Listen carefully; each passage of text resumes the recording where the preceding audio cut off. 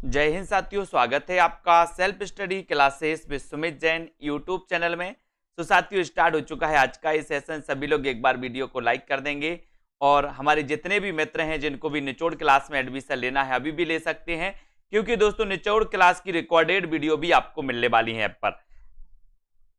Live class तो होंगी ही, साथ ही रिकॉर्डेड जो इसकी लाइव क्लास की रिकॉर्डेड है वो जो छूट गई हैं आपकी 1-2-3 क्लास हैं उसमें भी आप दोस्तों आपको ऐप पर मिलेंगी। ठीक है, तो जिनको भी एडमिशन लेना है वो मात्र 1199 में इस क्लास में एडमिशन ले सकते हैं। और एक 2020 टेस्ट सीरीज होती है दोस्तों जो बिल्कुल फ्री होती है आप लोगों के लिए, है ना। तो कहां पर होती है? वो होती है सेल्फ स्टडी क्लासेस ऐप पर। तो हमारे जितने भी ऐसे साथी हैं जिन्होंने self study classes app download नहीं किया है वो सेल्फ स्टडी क्लासेस ऐप को जरूर डाउनलोड करें और दोस्तों इसी प्रकार से अध्ययन चालू कर दें। ठीक है, चलिए अगला देखते हैं यहां पर कि दोस्तों 1 जुलाई से चतुर्थ बैच स्टार्ट होने वाला है। ठीक है, जिनको भी चतुर्थ बैच में दोस्तों एडमिशन लेना है वो अभी से ले लें, उनको निचोड़ क्लासें भी मिल जाएंगी, रिकॉर्डेड कोर्स भी मिल जाएगा, साथ ही चतुर्थ बैच में एडमिशन भी मिल जाएगा। यानी कि पूरी चीजें आपको यहां पर मिलने वाली हैं। सिर्फ करना है आपको, तो क्या करना है, self study classes app download करना है। और दोस्तों इसकी जो प्राइस रखी गई है वो मात्र 1199 रखी गई। 1 साल तक ये कोर्स वैलिड रहेगा आपके लिए। टिरकी वीडियो, डाउट्स क्लियर्स वाले वीडियो, दोस्तों आपको विस्तृत अध्ययन वाले वीडियो, लाइव क्लासें, निचोड़ क्लासें, सारी चीजें आपको यहां पर मिलने वाली। टॉपिक वाइज टेस्ट भी, ग्रुप डिस्कशन, अभ्यास प्रश्न पत्र, सारी चीजें मिलने वाली हैं। तो जिन भी साथियों को जुड़ना है वो जुड़ जाएं। और आज का दोस्तों अपना पहला प्रश्न पर अपन चर्चा करेंगे कि हिंदी का प्रथम दैनिक समाचार पत्र कौन सा है। एक नॉर्मली क्वेश्चन अगर आपसे पूछा गया है कि हिंदी का प्रथम दैनिक समाचार पत्र कौन सा है तो जल्दी से आपको कमेंट में लिखना है। लिखिए, हिंदी का प्रथम दैनिक समाचार पत्र कौन सा है, आपको बताना है। हिंदी का प्रथम दैनिक समाचार पत्र कौन सा है, जल्दी से बताएंगे सभी लोग। राइट आंसर क्या हो जाएगा? उदंत मार्तंड होगा क्या? समाचार सुधावर्षण होगा, बंगदूत या फिर प्रजा हितैषी? 4 विकल्प हैं और अच्छे क्वेश्चन है दोस्तों। यहां पर भी कंफ्यूज वाला एक सिस्टम होता है आपके अंदर। आपको क्या पूछा गया? दैनिक समाचार पत्र पूछा गया और प्रथम पूछा गया। तब आप देखो कुछ लोग बी बता रहे हैं, कुछ लोग ए बता रहे हैं, है ना। यही कंफ्यूज क्रिएट होता है आपके अंदर, है ना। बहुत सारे लोग भी ए बता रहे हैं, लेकिन आपका यहां पर जो उत्तर होगा दोस्तों वो हो जाएगा समाचार शुदावर्षण। देखो बहुत सारे लोग ए बताने लगे, उदंत मार्तंड बता दिया बहुत सारे लोगों ने, है ना। ऐसे ही क्वेश्चन अपन को लेकर के आना है जिससे आपका दोस्तों बहुत अच्छा हो जाए। आपसे पूछा गया कि हिंदी का प्रथम दैनिक समाचार पत्र आपको बताना था, तो दैनिक समाचार पत्र दोस्तों समाचार शुदावर्षण था, है ना। और ये कब प्रकाशित हुआ था? 1854 में, है ना। इसके संपादक कौन थे दोस्तों? श्याम सुंदर सेन थे। कौन थे? श्याम सुंदर सेन। ठीक है, और ये जो उदंत मार्तंड था ये हिंदी का प्रथम समाचार पत्र था, है ना। और ये हिंदी का प्रथम साप्ताहिक समाचार पत्र था। ये दैनिक नहीं था दोस्तों, ये दैनिक नहीं था। कौन सा? उदंत मार्तंड दैनिक नहीं था, उदंत मार्तंड साप्ताहिक था। लेकिन अगर क्वेश्चन आपसे नॉर्मली पूछा जाता है कि हिंदी का प्रथम समाचार पत्र कौन सा था, तो आपको यहां पर प्रथम समाचार पत्र अगर आपसे पूछा जाता है तो आपको लगाना है उदंत मार्तंड। लेकिन आपसे अगर पूछा जाता है कि हिंदी का प्रथम दैनिक समाचार पत्र कौन सा था तो आपको लगाना है समाचार शुदावर्षण। लेकिन अगर आपसे पूछा जाता है कि हिंदी का प्रथम साप्ताहिक समाचार पत्र कौन सा था तो आपको लगाना है उदंत मार्तंड। ठीक है, आपको याद रख लेना है दोस्तों, बिल्कुल 1826 में ये उदंत मार्तंड का प्रकाशन हुआ था। जुगल किशोर इसके संपादक थे, आपको पता होगा। तो ये दोनों क्वेश्चन में जहां आपको डाउट्स रहता है इसको आपको क्लियर कर लेना है। ठीक है, बढ़ जाते हैं अगले क्वेश्चन की ओर दोस्तों। मिट्टी की बारात के रचनाकार कौन है? ये भी दोस्तों डाउट्स वाली आपके लिए डाउट्स वाला क्वेश्चन है। कई बार यहां पर लोग कंफ्यूज होते हैं। मिट्टी की बारात के रचनाकार कौन है? शिवमंगल से सुमन, त्रिलोचन, रामवृक्ष बैनीपुरी या फिर मोहन राकेश? यहां आप गलत करके आते हो, लेकिन आपको पता होगा कि ये जो मिट्टी की बारात है इसके रचनाकार कौन है। देखते हैं कौन कौन सही उत्तर बताता है।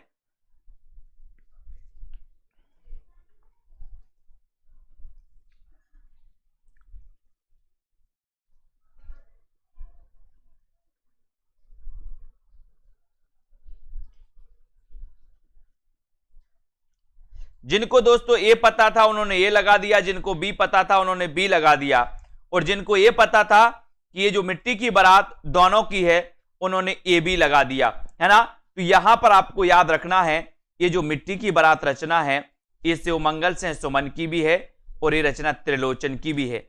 अब बहुत सारे लोग कंफ्यूज हो जाते हैं दोस्तों, इस मिट्टी की बारात रचना ये शिवमंगल से सुमन की भी रचना है और ये त्रिलोचन की भी रचना है। अब कभी कभी आपसे पूछा जाएगा कि मिट्टी की बारात की रचनाकार कौन है। कुछ लोग पढ़ लेते हैं कि शिवमंगल से सुमन, और कुछ लोग नहीं पढ़ पाते तो त्रिलोचन लगाते हैं। अब वो बोलते सर ये तो त्रिलोचन की रचना है, ठीक है। तो इनको आपको याद करना है कि शिवमंगल से सुमन और त्रिलोचन ये दोनों की नाम है, इसको आपको याद रखना है। मिट्टी की बारात, ऐसा अगर आपसे पूछा जाता है कि मिट्टी की बारात की रचनाकार कौन है, तो आपके ऑप्शन में इन दो में से एक दोस्तों विकल्प होगा आपके लिए, है ना। तो ये आपका याद रख लेना, ये मिट्टी की बारात नाम से दोनों की रचनाएं हैं। अगला क्वेश्चन है, ढोला मारूरा दूहा के रचनाकार कौन है। अब यहां भी दोस्तों आपको बहुत कंफ्यूज क्रिएट होता है, देखते हैं कौन कौन सही बताता है ना। अपना दोस्तों सेशन नहीं चल रहा है कंफ्यूज क्लियर वाला। ढोला मारूरा दूहा, इसके रचनाकार कौन है, सभी लोग बताएंगे, बताइए कौन कौन सही बता रहा है।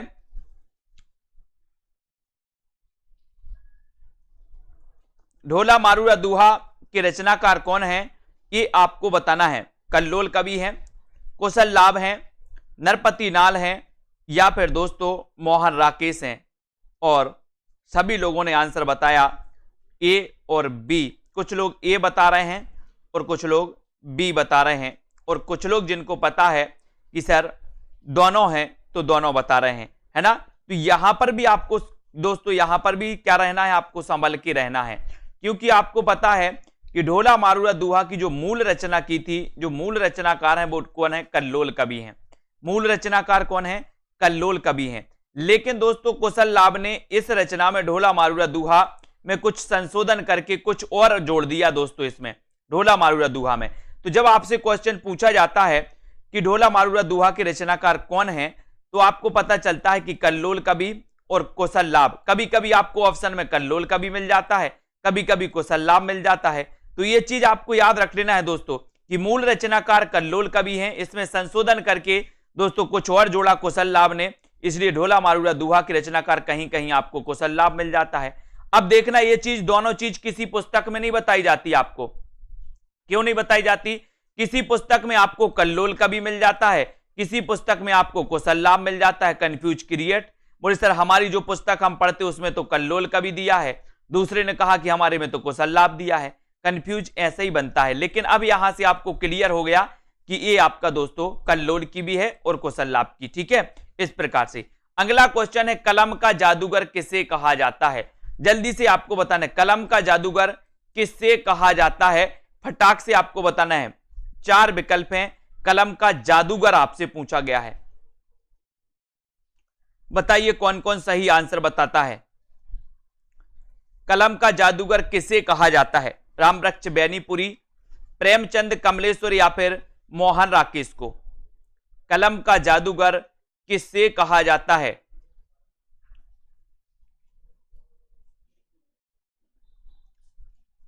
बहुत अच्छा प्रश्न है दोस्तों। कलम का मजदूर, कलम का सिपाही, है ना। अब कलम का जादूगर आपसे पूछा गया तो बहुत सारे लोग इसमें भी कंफ्यूज होंगे, है ना। और कलम का जादू, अधिकांश लोगों ने तो ये बताया, लेकिन कुछ लोग बी बता रहा है इसका आंसर। तो यहां पर भी आपको कंफ्यूज होता है दोस्तों। कलम का जादूगर रामवृक्ष बैनीपुरी, कलम का जादूगर रामवृक्ष बैनीपुरी, यानी कि आपका यहां पर उत्तर ए नंबर होगा, ठीक है। कलम का जादू बोले वृक्ष, वृक्ष की कलम का जादू, वृक्ष की कलम का जादू। अब यहां पर देखो क्या किसको क्या कहा जाता है। कलम का जादूगर किसे कहा जाता, अगर आपसे क्वेश्चन पूछा जाए तो आपको लगा देना रामवृक्ष बैनीपुरी। कलम का सिपाही किसे कहा जाता है, तो आपको लगा देना प्रेमचंद। कलम का मजदूर किसे कहा जाता है, तो आपको लगा देना है प्रेमचंद, ठीक है। अब आपसे पूछा जाएगा भाषा का जादूगर किसे कहा जाता, तो शिव पूजन सहाय को भाषा का जादूगर कहा जाता है ना। शब्दों का जादूगर किसे कहा जाता है, तो शब्दों का जादूगर दोस्तों कमलेश्वर को कहा जाता है। और बिंब का जादूगर किसे कहा जाता है, तो केदारनाथ सिंह को बिंब का जादू कहा जाता है। आपने एक रचना पढ़ी होगी अकाल में सारस, अकाल में सारस पढ़ी है ना सभी लोग, अकाल में सारस। और अकाल में सारस जो रचना है दोस्तों, वो रचना किसकी है? वो रचना है अकाल में सारस, वो रचना है दोस्तों किसकी? वो रचना है केदारनाथ सिंह की रचना मानी जाती है अकाल में सारस, याद रख लेना। और शब्दों का जादूगर कमलेश्वर को कहा जाता है, ये आपको याद करना है, ठीक है। ये क्वेश्चन हमेशा आपसे पूछे जाते हैं। कलम का जादूगर रामवृक्ष बैनीपुरी को कहा जाता है, सभी लोग याद रख लेना, ठीक है। कलम का सिपाही प्रेमचंद जी को, कलम का मजदूर प्रेमचंद जी को कहा जाता है ना। और भाषा का जादूगर शिवपूजन सहाय। अब इतनी चीजें हैं और इन चीजों में आप बहुत कंफ्यूज होते हो, इसलिए एक एक चीज को आपको क्लियर करना है, ठीक है। अब आगे पढ़ते हैं, अगला जो प्रश्न है उसको देखते हैं। यहां पर आ जाते हैं, अगला क्वेश्चन आपके सामने आ रहा है दोस्तों, सभी लोग तैयार रहना। कवि सम्राट किसे कहा जाता है? कवि सम्राट आपको बताना है किसे कहा जाता है। अच्छा क्वेश्चन है, सभी लोग बताएं, कवि सम्राट किसे कहा जाता है? हरिऔध को, प्रेमचंद को, जयशंकर प्रसाद या फिर निराला को? कवि सम्राट किसे कहा जाता है? बताएं सभी लोग। और हां, यहां पर आपको याद रखना है कवि सम्राट किसे कहा जाता है? प्रेमचंद, हरिऔध, जयशंकर प्रसाद या फिर निराला को? और आपका सीधा उत्तर चला जाता है, कवि सम्राट आपसे पूछा गया तो उत्तर है दोस्तों आपका हरिऔध को। कवि सम्राट हरिऔध को कहा जाता है दोस्तों, है ना।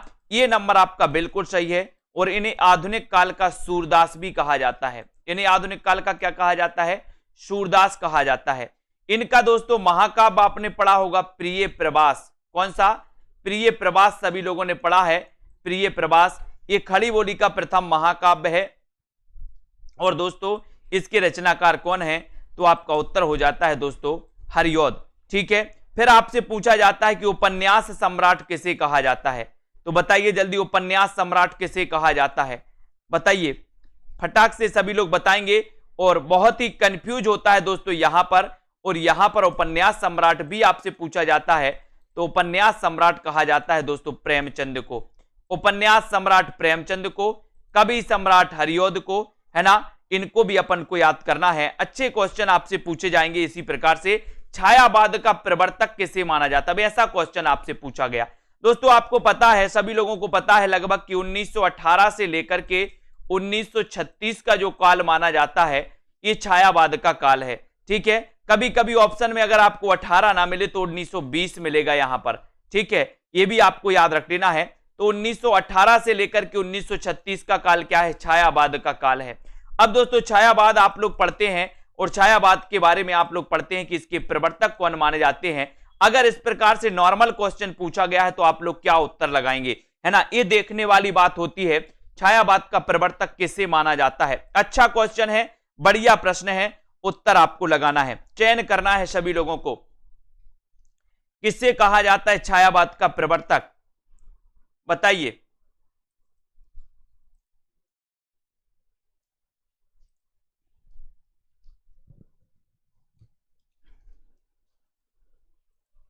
छायावाद का प्रवर्तक किसे माना जाता है? और आपने बिल्कुल सही आंसर लगाया। अगर इस प्रकार से क्वेश्चन आएगा कि छायावाद के प्रवर्तक कौन है, तब आपका उत्तर जयशंकर प्रसाद होगा। क्या होगा? जयशंकर प्रसाद, यानी कि ये नंबर आपका बिल्कुल सही हो जाएगा दोस्तों, ठीक है। अगर आपसे पूछा जाएगा कि आचार्य रामचंद्र शुक्ल ने छायावाद का प्रवर्तक किसे माना, तो रामचंद्र शुक्ल ने मुकुटधर पांडे को, ठीक है। अब अगर आपसे पूछा जाएगा कि नंद दुलारे वाजपेयी ने छायावाद का प्रवर्तक किसे माना, तो आप क्या लगाओगे? पंत को, ठीक है।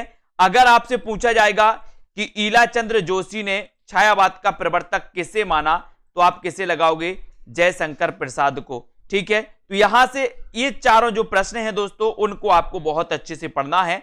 अगला क्वेश्चन आपकी स्क्रीन पर है, राग गोविंद किसकी रचना है?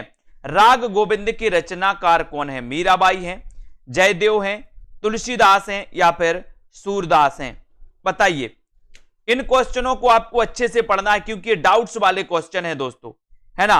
और मैंने पहले भी आपको इन क्वेश्चनों को पढ़ाया है और फिर से आप लोगों इसको पढ़ रहे हैं, तो आपको निश्चित ही ये डाउट्स जो हैं क्लियर हो जाएंगे, है ना। अब आपको बताना है कि राग गोविंद के रचनाकार कौन है। सभी लोग बताएंगे मीराबाई, जयदेव, तुलसीदास या फिर सूरदास। और बहुत बढ़िया आंसर आपने बताया है कि सर राग गोविंद, और एक आता है दोस्तों कौन सा, गीत गोविंद। एक आता है गीत गोविंद। एक रचना आपसे पूछी जाती है कि गीत गोविंद के रचनाकार कौन है, तो गीत गोविंद के रचनाकार आपको पता होगा दोस्तों कि इसके रचनाकार जयदेव हैं। कौन है, गीत गोविंद के रचनाकार जयदेव। लेकिन राग गोविंद, गोविंद से किया, राग गोविंद से किसने किया, बोले सर मीराबाई ने। तो राग गोविंद के रचनाकार कौन होंगे, मीराबाई होंगी, है ना। और गीत गोविंद के रचनाकार कौन है, तो गीत गोविंद की रचनाकार जयदेव हैं। ठीक है, तो गीत गोविंद जयदेव और राग गोविंद मीराबाई, है ना। बहुत बढ़िया, सभी लोगों ने आंसर बिल्कुल राइट बताया है। अगला क्वेश्चन है सरस्वती पत्रिका के संस्थापक कौन थे। अच्छा क्वेश्चन है, सभी लोग बताएंगे सरस्वती पत्रिका के संस्थापक कौन थे। वीडियो को सभी लोग लाइक जरूर करते रहना, अपने मित्रों तक शेयर कर दें। जिन भी साथियों को एडमिशन लेना है सेल्फ स्टडी क्लासेस ऐप को डाउनलोड कर लें, और दोस्तों आप एडमिशन ले सकते हैं मात्र 1199 में। सरस्वती पत्रिका के संस्थापक कौन है, सभी लोग बताएंगे। 4 विकल्प आपके सामने है, देखते हैं कौन कौन सही उत्तर बताता है और कौन कौन यहां पर कंफ्यूज होता है।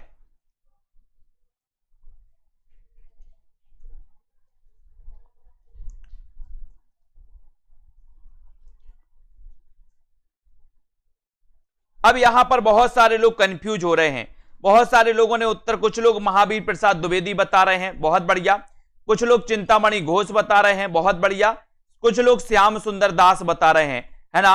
अब देखना 3 ही उत्तर आ रहे हैं, कुछ लोग ए, कुछ लोग बी और कुछ लोग सी बता रहे हैं। तो ये चीज आपको समझनी है दोस्तों, यही चीज मैं आपको बताने वाला हूं कि आप लोग इतने कंफ्यूज हो, इतने कंफ्यूज हो, पढ़ते जाते हो, लेकिन जो कंफ्यूजन वाला सिस्टम रहता है उसको आज तक समझने का प्रयास नहीं किया कि आखिर हम जो पढ़ रहे हैं, पढ़ते जा रहा है, यहां मिला यहां पढ़ लिया, वहां मिला वहां, सब कुछ उठाया पढ़ लिया, लेकिन आपको ये चीज समझनी तो है। अगर इस प्रकार से क्वेश्चन आता है कि चिंतामणि सरस्वती पत्रिका के संस्थापक कौन है, तो संस्थापक दोस्तों चिंतामणि घोष हैं। कौन है, चिंतामणि घोष हैं, याद रख लेना, है ना। सरस्वती पत्रिका के संस्थापक बताना है तो संस्थापक चिंतामणि घोष। ठीक है, अगर संस्थापक की जगह होता प्रथम संपादक कौन थे, तो आपको लगाना था प्रथम संपादक थे दोस्तों श्याम सुंदर दास, है ना। अगर आपसे पूछा जाता कि दोस्तों सरस्वती पत्रिका के 1903 में संपादक कौन बने, तो 1903 में बने थे महावीर प्रसाद द्विवेदी, है ना। और 1920 तक ये रहे दोस्तों, 1920 तक ये रहे, ये भी आपको याद रखना है। ठीक है, 1903 से ये बने, है ना। इस प्रकार से आप लोग याद रखें। तो ये चीज सरस्वती पत्रिका के संस्थापक आपको याद रखना है कि कौन थे, चिंतामणि घोष थे। ठीक है, ये आपको याद रख लेना। और 1920 तक महावीर प्रसाद द्विवेदी, और उसके बाद दोस्तों देवी प्रसाद बने थे सरस्वती पत्रिका के संपादक। ठीक है, ये सारी चीजें सरस्वती पत्रिका को आपको क्लियर करना है। सरस्वती पत्रिका 1900 ईस्वी में दोस्तों ये निकली थी, और इसी 1900 ईस्वी से ही द्विवेदी योग का प्रारंभ माना जाता है। इसको भी आपको क्लियर कर लेना है। अगला क्वेश्चन है, प्रेम और रोमांस का कवि किसे कहा जाता है। एक अच्छा क्वेश्चन आपकी स्क्रीन पर है, सभी लोग बताएंगे प्रेम और रोमांस का कवि किसे कहा जाता है। उत्तर आपका क्या हो जाएगा, हरिवंश राय बच्चन, रामेश्वर शुक्ल अंचल, जल्दी बताएंगे, अज्ञे या फिर रामचंद्र शुक्ल। प्रेम और रोमांस का कवि किसे कहा जाता है। इतने अच्छे अच्छे क्वेश्चन हैं दोस्तों कि आपको भी मजा आएगा, और जब एग्जाम में पूछे जाएंगे तो आप गलत करके नहीं आओगे। इन्हीं नॉर्मल क्वेश्चन को आप गलत करके आते हो, है ना, और बोलते हो सर कि इतने सरल क्वेश्चन क्यों लाते हो, है ना। ये तो हमसे बनते हैं, मैं जानता हूं आपसे बनते हैं, लेकिन मुझे पता है कैसे बनते हैं आपसे, है ना। अब प्रेम और रोमांस का कवि अगर आपसे पूछा जाता है तो आप क्या बताओगे, है ना। तो बहुत सारे लोगों ने बी बता दिया और कुछ लोगों ने बताया ए। कुछ लोग चकरा खा गए। प्रेम और रोमांस का कवि आपसे पूछा गया, उत्तर आपका चला जाता है रामेश्वर शुक्ल अंचल, रामेश्वर शुक्ल अंचल। लेकिन दोस्तों अगर यहां पर होता आपका क्षय रोमांस का कवि, क्षय रोमांस का कवि किसे कहा जाता है, क्षय रोमांस का कवि किसे कहा जाता है, तब आपका उत्तर होता हरिवंश राय बच्चन। छई रोमांस का कवि हरिवंश राय बच्चन, प्रेम और रोमांस का कवि रामेश्वर शुक्ल अंचल। देखो दोनों क्वेश्चन आपके लिए डाउट्स में डाल देते हैं। बोले सर छई रोमांस के हरिवंश राय बच्चन, प्रेम और रोमांस के रामेश्वर शुक्ल अंचल। ठीक है, तो इन क्वेश्चनों को आपको पकड़ना है, धीरे धीरे पकड़ते जाना है कि क्वेश्चन कहां गलत होते हैं। ठीक है, और हालाबाद के प्रवर्तक माने जाते हैं दोस्तों छई हरिवंश राय बच्चन, हालाबाद के प्रवर्तक, है ना, सभी लोगों को पता है। अगला क्वेश्चन है हिंदी का स्टील किसे कहा जाता है। अब यहां पर भी कुछ लोग कंफ्यूज होते हैं, हिंदी का स्टील किसे कहा जाता है। बालकृष्ण भट्ट को, प्रताप नारायण मिश्र को, है ना, दिनकर को, या फिर त्रिलोचन को। हिंदी का स्टील किसे कहा जाता है। लाइक जरूर करना है, और जिन भी साथियों को कोर्स में एडमिशन लेना है, निचोड़ क्लास स्टार्ट हो चुकी हैं दोस्तों, आप लोग ले सकते हैं, पढ़ सकते हैं, है ना। हिंदी का स्टील किससे कहा जाता है, सभी लोग बताएंगे, और बहुत, है ना, उत्तर क्या हो जाएगा, हिंदी का स्टील, है ना।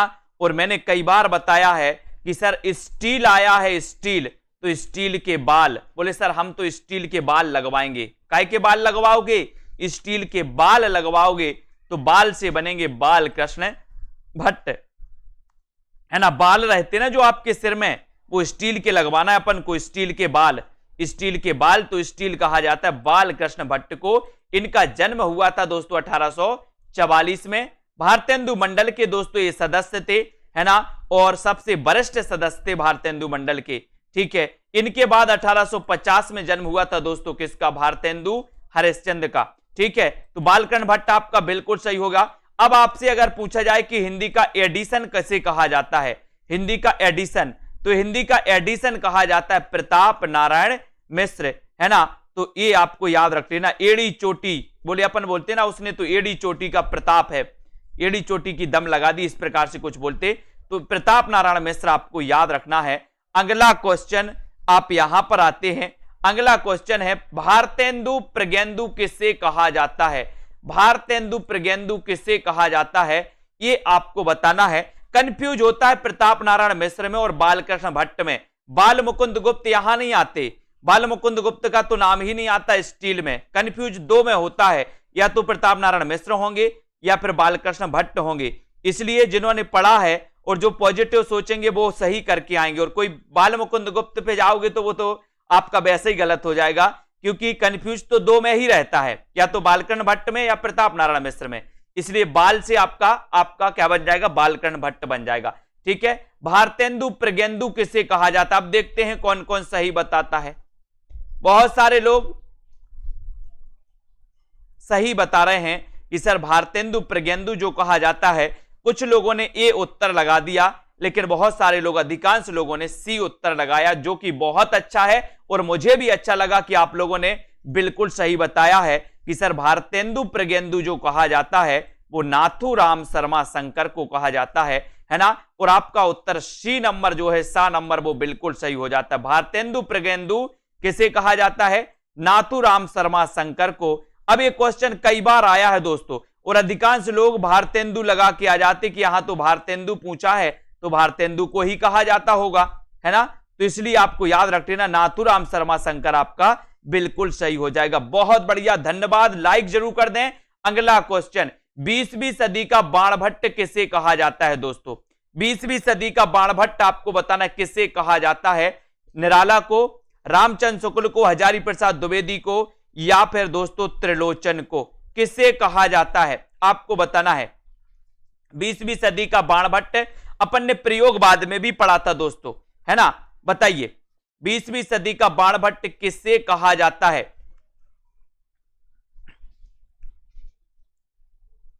20वीं सदी का बाणभट्ट किससे कहा जाता है। और बिल्कुल सही आंसर आपका चला जाता है कि सर 20वीं सदी के जो बाणभट्ट हैं, है ना, वो कहे जाते हैं, कौन कौन कहे जाते हैं, हजारी प्रसाद द्विवेदी। इनका उपनाम है दोस्तों, उपनाम है 20वीं सदी का बाणभट्ट, है ना, किसका, हजारी प्रसाद द्विवेदी का। इनका जन्म कब हुआ था, 1907 में हुआ था दोस्तों, हजारी प्रसाद द्विवेदी का। इन्होंने हिंदी साहित्य के आदिकाल को आदिकाल नाम दिया था, है ना। और हिंदी साहित्य का आदिकाल नाम से इन्होंने एक ग्रंथ भी लिखा है, हिंदी साहित्य की भूमिका नाम से इन्होंने एक ग्रंथ भी लिखा है ना। हिंदी साहित्य का उद्भव और विकास नाम से इन्होंने एक ग्रंथ लिखा है। इन्होंने कबीर नाम से दोस्तों एक आलोचनात्मक कृति भी लिखी है, कबीर नाम से।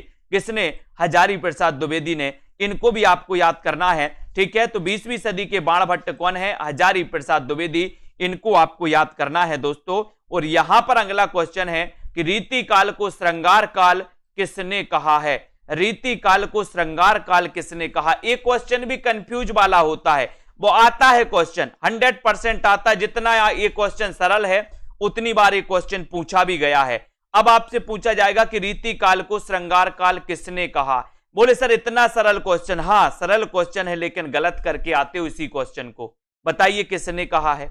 विश्वनाथ भी है, मिश्र बंधु भी है, कौन कौन सही बता रहा है देखते हैं। सभी लोग बताएंगे। और देखो कुछ लोग बी बता रहे हैं बीच बीच में, बहुत बढ़िया, है ना क्रिएट वाला। ये दोस्तों कंफ्यूज क्रिएट वाला जो प्रश्न है, ये रीति काल को श्रृंगार काल किसने कहा? मैंने आपको कई बार याद करवाया कि सर श्रृंगार तो विश्व के लोग करते हैं, श्रृंगार तो विश्व के लोग करते, विश्व के। तो विश्वनाथ, है ना, यहां पर वाह होना था, विश्वनाथ प्रसाद ने रीति काल को श्रृंगार काल कहा। और श्रृंगार काल में अपन ने देखा था दोस्तों कि यहां पर रीति काल में देखा था कि रीति काल की जो स्थिति थी वो दयनीय स्थिति थी, है ना। और आपको पता है कि सर ये जो रीति काल है साहित्य के पतन का काल था, है ना। अब सामाजिक पतन का काल था, सामाजिक पतन का काल था रीति काल। और स्त्रियों की दशा बहुत खराब थी रीति काल में, अपन ने पढ़ा है ना। और यहां पर आपको पता है दोस्तों कि रीति काल को श्रृंगार काल कहने वाले विश्वनाथ हैं। और आपको पता होगा कि रीति काल को 3 काव्य धाराओं में बांटा था। किसने बांटा था? आपको पता है।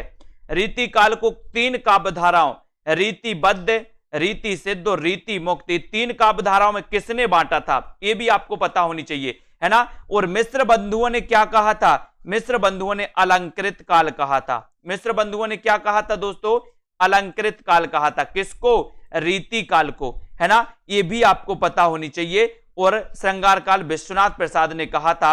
अब अगला क्वेश्चन अपन देखते हैं, यहां पर रीति काल का प्रवर्तक किसे कहा जाता है? ये छोटे छोटे क्वेश्चन हैं जो आपको कंफ्यूज करते हैं और क्वेश्चन पूछ लिए जाते हैं ऐसे क्वेश्चन। बोले सर आया तो बहुत सरल था, लेकिन क्या करें 2-3 क्वेश्चन गलत ही हो गए। मैंने कहा क्यों हो गए गलत? बोले सर बहुत सरल क्वेश्चन गलत हो गए, है ना, जो मुझे आते थे।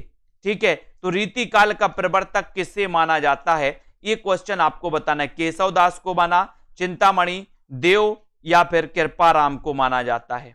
बताइए। सभी लोग लाइक जरूर करिए, शेयर कर देना अपने मित्रों तक। और दोस्तों इसी प्रकार से लगे रहें, अध्ययन करते रहें, सेल्फ स्टडी क्लासेस ऐप से जुड़ जाएं। ऐप पर 2020 टेस्ट सीरीज होती है रविवार और गुरुवार को, है ना, फ्री होती है सभी के लिए। और जिनको पेड क्लास में एडमिशन लेना वो पेड क्लास में भी पढ़ सकते हैं। और रीति काल का प्रवर्तक किसे माना जाता, अगर ये आपसे पूछा जाता है तो आप क्या लगाते हो? कुछ लोग बी लगा रहे हैं, कुछ लोग ए लगा रहे हैं, है ना, कंफ्यूज वाला सिस्टम। कुछ लोग चिंतामणि लगा रहे हैं और कुछ लोग केशव दास लगा रहे हैं, है ना। तो ये बहुत सारी दोस्तों यहां पर आपके लिए विसंगति देखने को मिलती है, लेकिन आपका यहां पर जो उत्तर होगा वो केशव दास होगा। क्या होगा? केशव दास। क्या हो जाएगा? केशव दास। अगर इस प्रकार से नॉर्मल क्वेश्चन अगर आपसे पूछा जाता है कि रीति काल के प्रवर्तक कौन है, रीति काल के प्रवर्तक कौन है, तब आपका उत्तर होता है केशव दास। तब आपका उत्तर क्या हो जाएगा? केशव दास। लेकिन अगर आपसे पूछा जाता है कि रामचंद्र शुक्ल ने दोस्तों रीति काल का प्रवर्तक किसे माना, तो आपका उत्तर होता है चिंतामणि। रामचंद्र शुक्ल ने रीति काल का प्रवर्तक किसे माना, तब आपका उत्तर होता है चिंतामणि। ठीक है, तो इनको आपको याद करना है। ये दोनों क्वेश्चन आपसे आते हैं। इस प्रकार से नॉर्मल क्वेश्चन पूछा जाए तब आपका उत्तर होगा केशव दास। और अगर आपसे पूछा जाए कि रामचंद्र शुक्ल ने किसे माना, तो आप चिंतामणि लगा देना, है ना। बहुत बढ़िया। अगला क्वेश्चन देख लेते हैं। अगला, हाँ, कालक्रम की दृष्टि से कृपाराम। वेरी गुड, बहुत बढ़िया अमृता जी। अगला क्वेश्चन है, हिंदी साहित्य का प्रथम बड़ा महाकाव्य कौन सा है? हिंदी साहित्य का प्रथम बड़ा महाकाव्य कौन सा है? जल्दी से बताएं। उत्तर क्या हो जाएगा यहां पर? सभी लोग बताएंगे हिंदी साहित्य का प्रथम बड़ा महाकाव्य कौन सा है? पृथ्वीराज रासो, पद्मावत, प्रिय प्रवास या फिर श्रावकाचार? हिंदी साहित्य का प्रथम बड़ा महाकाव्य कौन सा है? देखते हैं कौन कौन सही उत्तर बताते हैं। प्रथम बड़ा महाकाव्य आपसे पूछा है, यह भी आपको कंफ्यूज कर सकता है क्वेश्चन। अच्छा क्वेश्चन है आपके लिए। हिंदी साहित्य का प्रथम बड़ा महाकाव्य कौन सा है? अगर ऐसा क्वेश्चन आपसे पूछा जाए तो आप लोग क्या बताओगे? क्या बताओगे, है ना? आप लोगों को ने बताना है कि दोस्तों प्रथम बड़ा महाकाव्य आपसे पूछा गया, तब आपका उत्तर हो जाएगा पद्मावत। कौन सा है? पद्मावत। यह हिंदी साहित्य का प्रथम बड़ा और दोस्तों प्रथम प्रमाणिक महाकाव्य माना जाता है।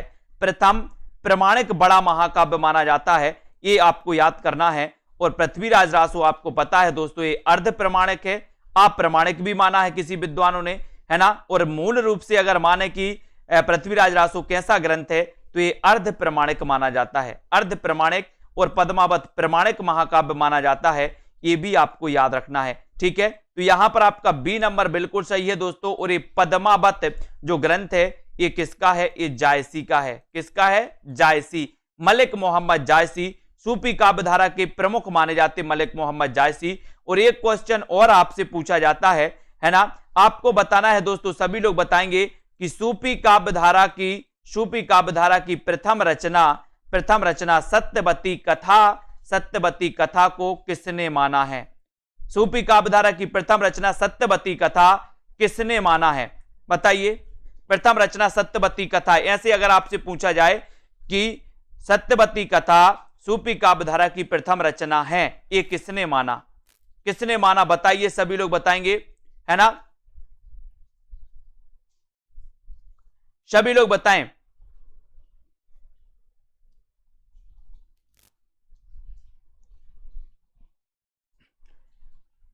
उत्तर आपको बताना है।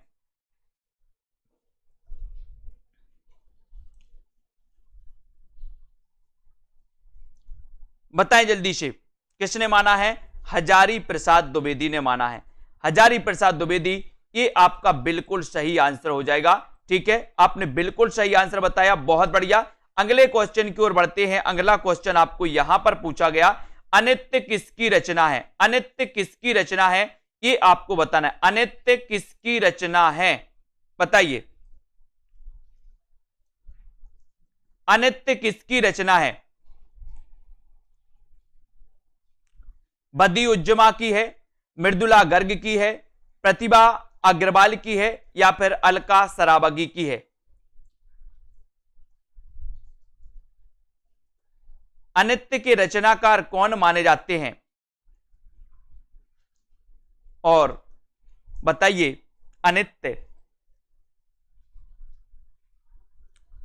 कुछ लोग बी बता रहे हैं, कुछ लोग ए बता रहे हैं और कुछ लोग सी बता रहे हैं, है ना? और आपका बिल्कुल सही आंसर चला जाता है दोस्तों। यहां पर याद रख लेना, ठीक है? यहां पर दोस्तों याद रखेंगे अपन कि जो बदियुज्जमा है, इनकी ये क्या है? कहानी है। ठीक है, और मृदुला गर्ग का ये क्या है? उपन्यास है ना? उपन्यास।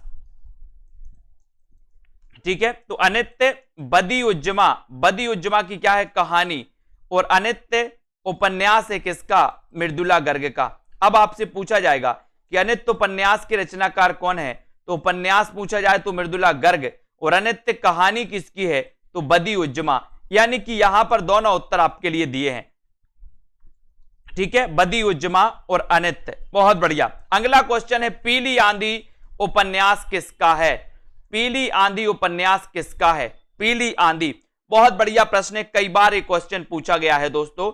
पीली आंधी उपन्यास किसका है? प्रभा खेतान का है, कमलेश्वर का है, बताइए, प्रतिभा अग्रवाल का है या फिर अलका सराबगी का है? पीली आंधी उपन्यास किसका है?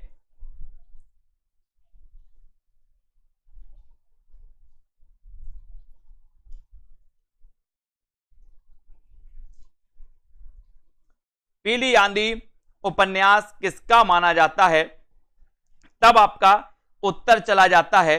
सभी को पता है कि सर पीली आंधी जो उपन्यास है, वो पीली आंधी उपन्यास किसका है, ये आपको याद रखना है कि ये है दोस्तों प्रभा खेतान। खेतन में क्या आती है, पीली आंधी आती। खेतन जाते आप, है ना, खेत जाते, अगर सरसों बो दिया जाए खेत में तो पीली आंधी आ जाती, जब ये फूलता है तो पीली आंधी खेतन में आती है तो खेतान हो जाएंगे। लेकिन यहां से एक क्वेश्चन और आपका क्रिएट होगा दोस्तों, है ना, यहां पर देख लेते अपन, काली आंधी एक कमलेश्वर की रचना है दोस्तों, बहुत बढ़िया। काली आंधी जब अगर आपसे पूछा जाए, ये पीली आंधी है और काली आंधी पूछी जाए अगर, काली आंधी, तो काली आंधी कमलेश्वर की रचना है दोस्तों, काली आंधी, ठीक है। तो इनको आपको याद रखना है, काली आंधी कमलेश्वर, का से काली और का से कमलेश्वर, ठीक है। पीली आंधी खेतन में तो खेतान, ठीक है। काली आंधी हो या पीली आंधी आपको याद रखना है, क्वेश्चन कोई भी पूछा जाए, नहीं तो कभी काली आंधी पूछ लिया जाए और अब प्रभा खेतान लगा दो, नहीं, पीली आंधी खेतन में आती है और का से काली और का से कमलेश्वर। इसमें डाउट्स को ऐसे क्लियर कर सकते हैं, ठीक है। सभी लोगों ने वीडियो को लाइक किया है कि नहीं किया, जल्दी से बताओ। रश्मि किसकी रचना है, यहां भी बहुत सारा कंफ्यूज है आपको। रश्मि किसकी रचना है, महादेवी वर्मा की है, दिनकर की है, प्रतिभा अग्रवाल की है या फिर अलका सराबगी की है। रश्मि किसकी रचना है, रश्मि किसकी, एक पूछी जाती है रश्मि रथी, है ना, और एक पूछी जाती है रश्मि, और बताइए किसकी रचना है रश्मि। सभी लोग लाइक जरूर कर दें, वीडियो को अपने मित्रों तक शेयर करते रहें दोस्तों। सेल्फ स्टडी क्लासेस ऐप को जरूर डाउनलोड कर लें, और जिन भी साथियों को एडमिशन लेना है, निचोड़ क्लासेस स्टार्ट हो चुकी हैं, और यहां पर रश्मि अगर आपसे पूछा गया तब तो आपका उत्तर सीधा महादेवी वर्मा आप लगा दोगे। लेकिन यहां पर एक क्वेश्चन और होता है दोस्तों कि रश्मि रथी, कौन सी, रश्मि रथी, ठीक है, रश्मि रथी, ये जो रचना है दोस्तों ये दिनकर की मानी जाती है, दिनकर, है ना। और दिनकर आपको पता है कि इनका जन्म हुआ था 1908 में, किसका, दिनकर जी का, ठीक है। और रश्मि ये महादेवी वर्मा की रचना है। और आपसे एक क्वेश्चन और पूछा जाता है दोस्तों कि महादेवी वर्मा की वो रचना कौन सी है जो बौद्ध धर्म से प्रभावित मानी जाती है। बताइए किस किस से क्वेश्चन बनेगा, महादेवी वर्मा की वो रचना कौन सी है जो बौद्ध धर्म से प्रभावित मानी जाती है, वो रचना कौन सी है जो बौद्ध धर्म से प्रभावित है। कमेंट में सभी को लिखना है। अरुण जी, रेखा जी, विश्वास जी, रश्मि किसकी रचना, ये तो आपने बता दिया महादेवी वर्मा। रश्मि रथी किसकी रचना, ये भी आपने बता दिया दिनकर की। लेकिन आपको बताना है कि महादेवी वर्मा की वो रचना कौन सी है जो बौद्ध धर्म से प्रभावित मानी जाती है। देखते हैं कौन कौन सही उत्तर बताता है, सभी लोग बताएंगे। वीडियो को लाइक जरूर कर लेना, अपने मित्रों तक शेयर करते रहें, इसी प्रकार से जुड़े रहें साथियों, है ना। और गुरुवार और रविवार जो हिंदी साहित्य की फ्री टेस्ट सीरीज होती है, उस फ्री टेस्ट सीरीज में आप लोग भाग ले सकते हैं, है ना। और बौद्ध धर्म से प्रभावित जो रचना मानी जाती है दोस्तों किसकी, महादेवी जी की, वो रश्मि ही मानी जाती है ना। याद कर लेना, रश्मि याद कर लेना दोस्तों। नेक्स्ट क्वेश्चन है, पिता कहानी के लेखक कौन है, पिता कहानी के लेखक कौन है, ये बताइए। पिता आपको क्या देते हैं, महीप से हैं, ज्ञान रंजन, धीरेन्द्र अस्थाना या फिर अलका सराबगी। पिता कहानी के लेखक कौन माने जाते हैं, पिता कहानी के लेखक आपको चयन करना है ना। क्या हो जाएगा राइट आंसर,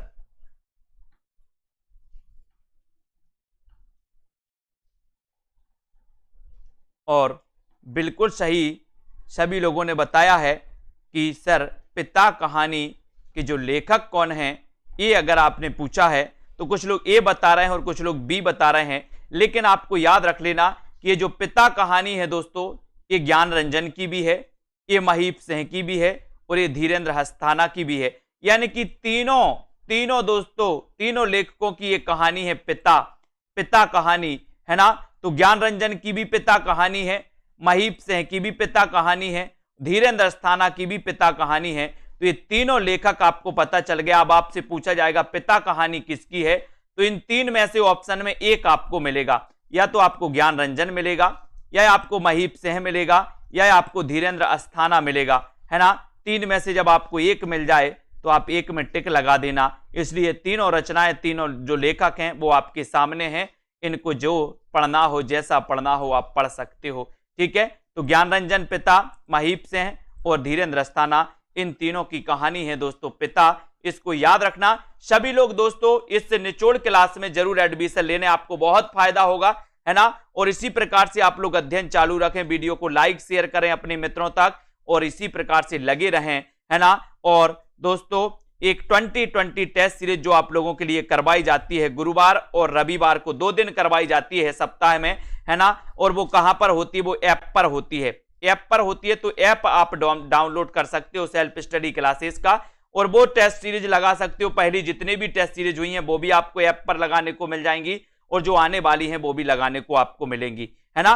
तो ये सेल्फ स्टडी क्लासेस का प्ले स्टोर में सर्च करना है, सेल्फ स्टडी क्लासेस, और ऐप को डाउनलोड करके दोस्तों पढ़ सकते हो, ठीक है। हाँ, बहुत बढ़िया, धन्यवाद हमारे सभी साथी, मीनाक्षी, प्रतिमा जी, ज्योति जी, अत्यांश जी, बहुत बढ़िया, ठीक है। पिता कहानी ज्ञान रंजन की बहुत पूछी जाती है, बिल्कुल। नरेश जी, दारसू, अजय, शशि जी, आयुक्त जी, है ना, बहुत बढ़िया। सभी साथी, रश्मि पाठक, श्वेता जी, राधिका जी, हेमानी जी, कार्तिक सिंह जी और रीता यादव, उदय यादव जी, पूनम जी, सभी साथी बिल्कुल बहुत बढ़िया।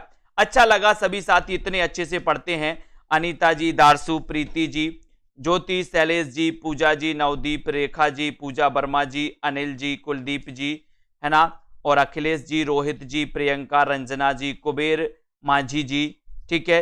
और पढ़ते रहें दोस्तों ऐसी चीजों को जो आपको कंफ्यूज क्रिएट करती हैं, है ना। संध्या, सीमा जी, अशोक जी, प्रमिला जी, प्रिया जी, हरजेश जी, बहुत बहुत धन्यवाद। कार्तिक जी, किरण जी, अरुण जी, कुलदीप, अशोक जी, पंकज, हरिओम जी, राजेश जी, रारेक्स जी, बहुत बढ़िया, कुशल जी, कॉमेडी जी, ज्ञानेश जी, लवली, पूजा जी, कुबेर जी, सभी साथी, ठीक है। तो जिन भी साथियों ने अभी तक एडमिशन नहीं ले पाए हैं वो एडमिशन ले लें। और शाम को एक 5 बजे लाइव क्लास चलती है पेड वालों की, और एक शाम को 6:30 बजे लाइव क्लास चलती है पेड वालों की, ठीक है। तो उनको आपको पढ़ लेना है, उन क्लासों को आपको दोस्तों अगर अटेंड करना है तो आप पेड क्लास ले सकते हैं, और नहीं तो आपको दोस्तों फ्री टेस्ट सीरीज लगानी है 2020 टेस्ट सीरीज, तो ऐप में आपको मिल जाएगी, सेल्फ स्टडी क्लासेस ऐप में, है ना। धन्यवाद, सभी साथी जुड़े रहें, वीडियो को लाइक शेयर करते रहें। अशोक जी, है ना, और शिवांश, अशोक, पूनम जी, रमा जी, अव्यक्त जी, अर्शदीप जी, है ना, आकाश जी, अलका रानी जी, आयुष जी, दारसू जी, अव्यक्त कुमार जी, वेरी गुड, रेवती जी, वेरी गुड, मंजू जी, रचना जी, रितु जी, संजय यादव जी, मनीष शंकर जी, अर्शदीप, वेरी गुड, सुनील पांडे, प्रदीप जी, आकाश जी, सुषमा जी, दुर्गेश जी, वेरी गुड, सभी साथियों को धन्यवाद। इसी प्रकार से अपने सेल्फ स्टडी क्लासेस परिवार को बढ़ाते रहें, ठीक है, बहुत बढ़िया, है ना। 2 घंटा कमेंट ही पढ़ना पड़ता है, किंग प्रिंस जी, है ना। अब क्लास खत्म हो गई, आप लेट हो गए हो। सीमा यादव, सुनील पांडे जी, कुलदीप जी, हरिओम, सुनील जी, कुलदीप जी, है ना, अनिल जी, राजेश, कुलदीप, चंद्रपाल सिंह जी, धन्यवाद, प्रभु जी, है ना। ये क्लास अपनी 9:40 तक चलती है रोज, है ना। बीनू, सरोज, दुर्गेश जी, सुनील जी, पंकज राज जी, वेरी गुड, धन्यवाद। सभी साथियों को जुड़े रहें, लाइक करते रहें, शेयर करते रहें और पढ़ते रहें, ठीक है। आकाश कुमार, कविता जी, अमित कुमार जी, सुनील पांडे जी, माया साहू जी, कविता जी, लर्निंग, ठीक है, धन्यवाद। जय हिंद।